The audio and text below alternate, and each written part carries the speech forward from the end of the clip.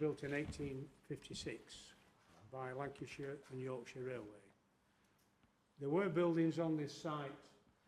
It was a two-road shed originally by the East Lancs Railway, which was based at Bolton Street in Bury, and then they were taken over by the L&Y, and then LMS, and then British Rail, obviously. So this is the buildings that were put in before people went to like Newton Heath and Horwich Local Works. It wasn't big enough to carry on. They did build locomotives here, and this is the oldest working railway workshop in Britain that's still doing what it was built to do. So as the building's been developed, it was a two-road shed and then a three-road. This is the sole remaining example of a Metropolitan Vickers Crossley Class 28 diesel electric locomotive, commonly known as the Cobo because of its wheel arrangement. Built by Metropolitan Vickers in 1958. Lastly, again, ended its life as a carriage heating unit. Before that, it had been run by the research department at Derby. It failed one day and they decided they weren't going to repair it. The steam heating boiler on it still worked, so it was then transferred to departmental use purely for heating carriages. When we got it, we weren't sure exactly what was wrong with the engine. We thought dreadful things might be wrong with it. We've sent the engine off to a company in Lincolnshire now. They've stripped the engine down and they found there really wasn't that much wrong with it. One of the bearings had moved on the crank, and that's all it needed doing. It just needed that crank seeing to, and it'd be perfectly serviceable again. The problem is getting it all back together again now. It's all in bits over in Lincolnshire, and we need to raise the money, as you've probably been told, to pay the firm to put the engine back together and get it running again. But there are so many things about this loco which are quirky. Why would you put the driver's door so far down the body? Why would you not put it next to his seat? Why would you have all the grills on one side and none on the other? The generator is fine. We separated the generator from the old engine, and we had dreadful thoughts about that. We had no idea what it was like. When we took it apart, it was virtually like brand new. It was great. Only needed a couple of bits of rectification doing to it. So the generator is back in there now. When we get the engine back, we will have to take the generator out again, marry it up with the power unit, and then drop the whole thing back in again as one unit, and then wire everything up. Generally speaking, the loco is complete. The wiring, the pipe work, all that kind of thing is done. I know it looks a little bit tatty at the moment, and we'll probably run it, once we get it running, we'll probably run it like that for a month or so, and then we'll hand it over to the Carriage and Wagon people, and they'll paint it all up and make it look pretty for us.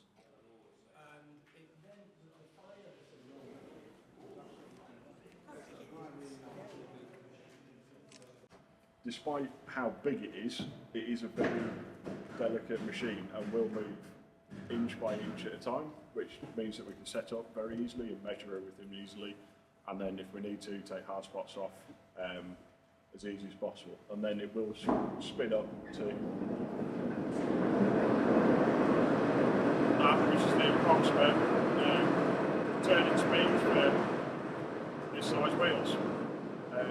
We are looking over this summer to lift it up by a foot so we can get bigger wheels in. So when you go around to have a look at Black 5, we're hopefully going to have those wheels in there in the near future.